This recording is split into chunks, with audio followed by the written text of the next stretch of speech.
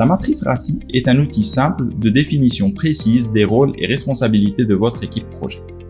C'est un moyen efficace de communication et de planification qui vous aidera à assurer un meilleur déroulement des tâches. Dans cette vidéo, nous verrons comment construire la matrice RACI. Vous apprendrez concrètement à définir qui fait quoi et comment. Le but est de vous assurer qu'aucune tâche n'a été laissée sans responsable. Je vous donnerai un modèle pour inspiration dans l'élaboration de votre propre matrice RACI. Avant de commencer, abonnez-vous pour être sûr de ne pas manquer les prochaines vidéos explicatives et tutoriels en gestion de projet.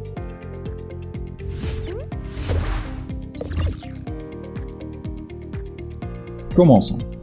Comment construire la matrice RACI? Voyons 4 étapes simples pour mettre en place votre matrice RACI. Étape 1. Listez les acteurs du projet.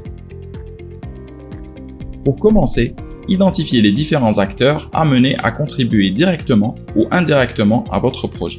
Ici, nous avons identifié 3 équipes, l'équipe management, l'équipe projet et l'équipe support. Chaque équipe est composée de différents membres, sponsor, chef de projet, coordinateur, le support administratif et ainsi de suite.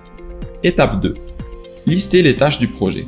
Ensuite, définissez et listez les livrables de votre projet en indiquant les phases du cycle de vie du projet ainsi que leurs correspondants.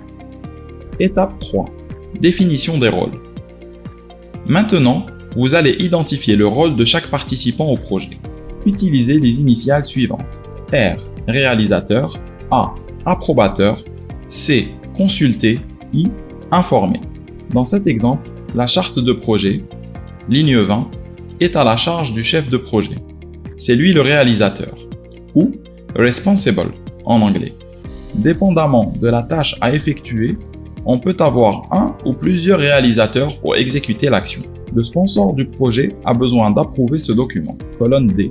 Concrètement, l'approbateur, en anglais accountable, est la personne tenue responsable de la réussite ou l'échec de la tâche. C'est souvent le supérieur hiérarchique du réalisateur. Et il est aussi possible, dans certains cas, de cumuler les rôles réalisateur et approbateur. Notez bien qu'il y a un seul approbateur pour chaque tâche. Le rôle C, consulter, a été attribué aux cellules du changement, l'informatique, l'intégration, les finances, vente, achat logistique et la production. Ces derniers peuvent donc être consultés dans le but d'avoir leur avis avant de prendre une décision. Notez bien que les consultés, ou consulted en anglais, n'ont pas d'autorité. C'est l'approbateur qui décide de prendre en compte ou non l'avis des consultés. Enfin, le rôle I, informer, a été attribué ici au support administratif.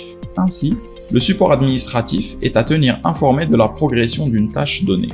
Les acteurs du projet ayant ce rôle ne sont pas tenus de faire une action précise.